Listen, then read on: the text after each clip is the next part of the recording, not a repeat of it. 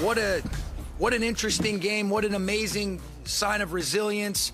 Team picking each other up. A lot of things didn't go our way in the second half, but guys just kept battling and found a way. And there's no style points in the playoffs. You either go home or you advance. And I'm so proud of this group. I'm still trying to process everything, but man, that was a crazy game. I knew it was going to come down to the end. All the times that I've played, Tom Brady, it always comes down to the end. So I knew no lead that we had was safe. Man, I'm so proud of these guys, man. Everybody played. Everybody's name was called today, and everybody answered the bell from offense, defense, special teams.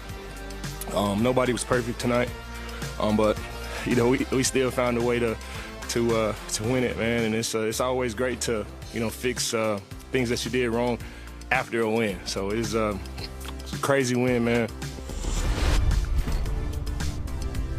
Von Miller, the Super Bowl 50 MVP, great touch with the Demaryius Thomas T-shirt, former teammate of his in Denver. And by the way, Demaryius Thomas was the first player in NFL history to score a walk-off postseason overtime touchdown, courtesy of a surprisingly accurate throw from Tim Tebow to cap a win over the Steelers 10 years ago in the wild card round of the playoffs. So the Rams win a wild one in Tampa Bay, 27-3, not quite 28-3, but they still blew it.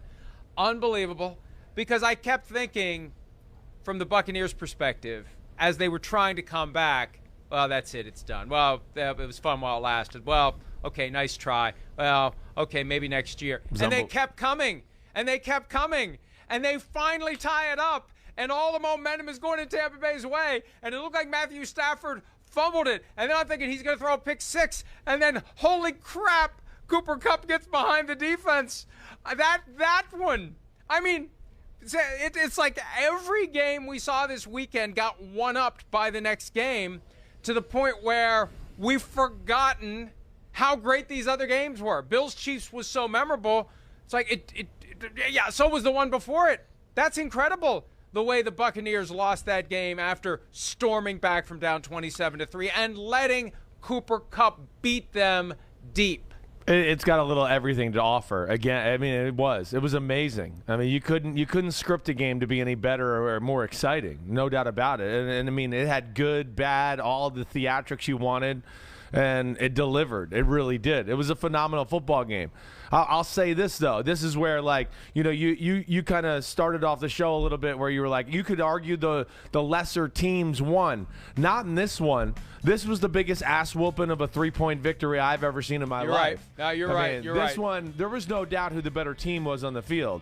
Now, they also led in the dumbest crap ever. People are going to sit here and go, well, the Bucs made them do that. Cooper Kupp got tackled like that 1,000 times this year. I don't know why he fumbled right there. But they let them off the hook.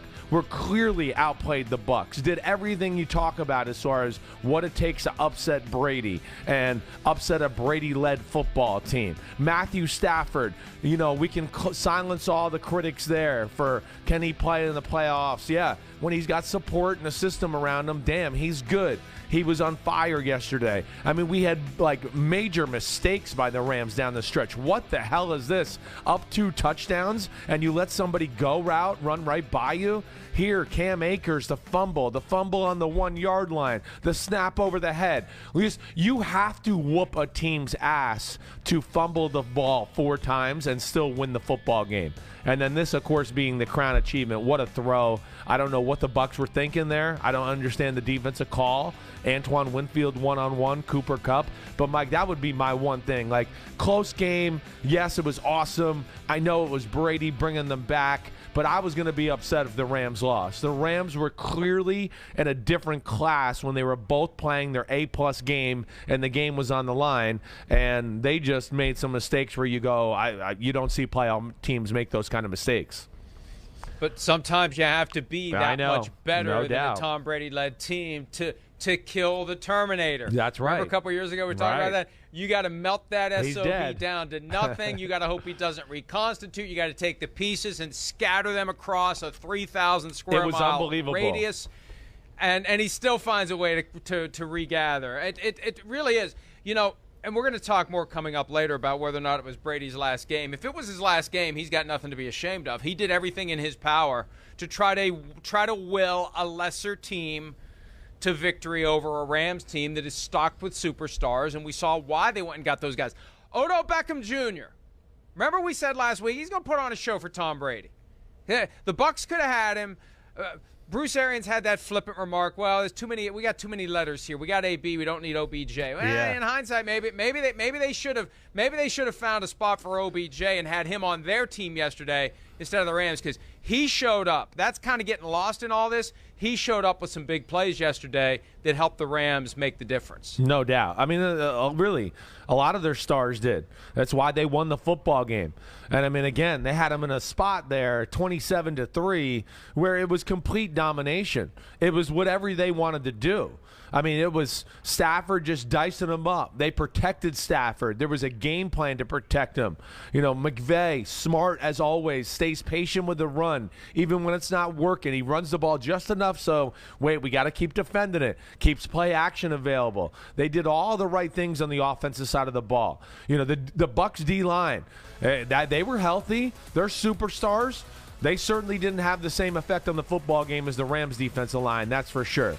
But Stafford put the ball on the money throughout the day.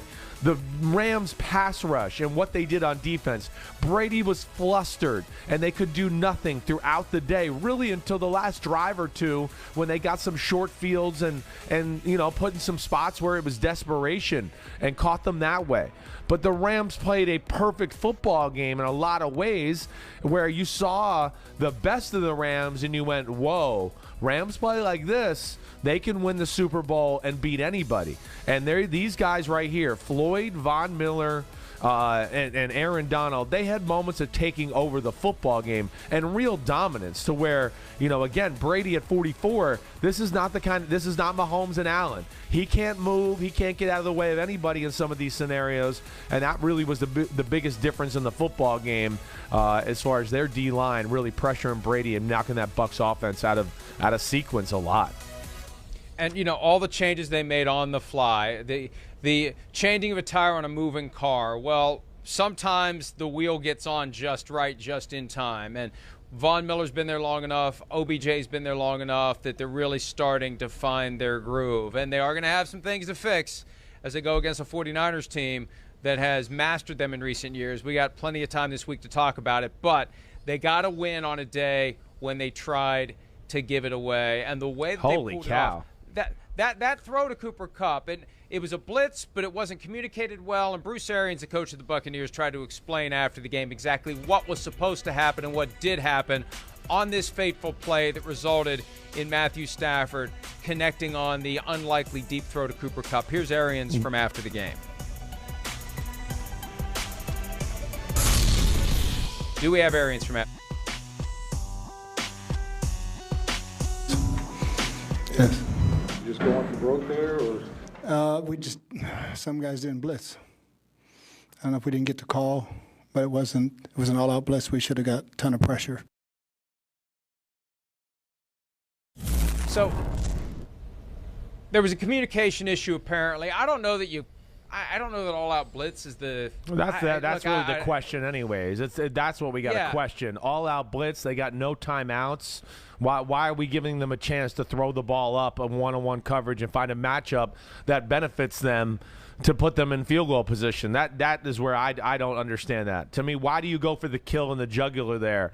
Why not play a defense where, yes, you protect the sidelines a little bit, and if they decide they want to try to throw a ball, you know, over the middle, you know, 5-8 yards down the football field, it's not going to quite get them in field goal territory. We already saw them kick a 48-yarder short.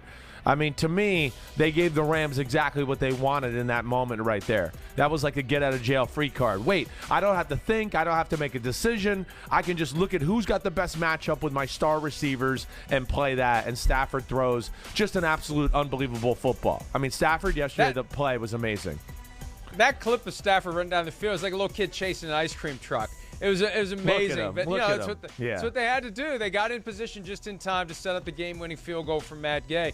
I don't know if the Bucs were thinking that they could rattle him, that they could make him throw an interception. You know, he almost had the fumble, And one of his throws on that drive, it seemed like it was tentative, like there was a little too much air under it, like he's thinking, don't screw up, don't make a mistake. That had to be in his head at some point. When all the momentum has gone to the Buccaneers' favor, they'd squandered the 27-3 lead. There had to be some element of him that he had to kind of push down. Don't mess up here. And they rolled the dice against the wrong guy and gave him the opening to hit Kupp over the top, and that was it. Hi, I'm Mike Tirico, and thanks for watching. Make sure to hit subscribe for the latest news and highlights from NBC Sports.